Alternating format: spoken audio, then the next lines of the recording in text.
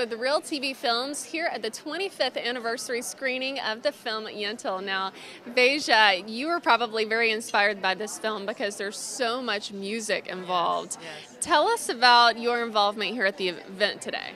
Well, I'm a very big supporter of any event that the Kramers invite me to. I'm just so happy and honored to be here to support such a great film. And it's been so delightful so far, so I'm really happy to be here. Well, we've got to thank you because actually, Veja, your music has been featured on over 200 clips at Real TV Films.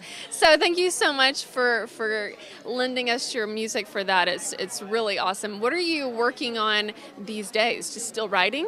Yes, of course. As a musician, the only way you get better is write every day, and it's truly a blessing, and every day is a gift to just be here on this earth and be able to practice my music every day. And I'm very honored, again, to be a part of the Real TV family and have my music. So thank you to all my supporters and fans out there who are playing my music and being great listeners. So.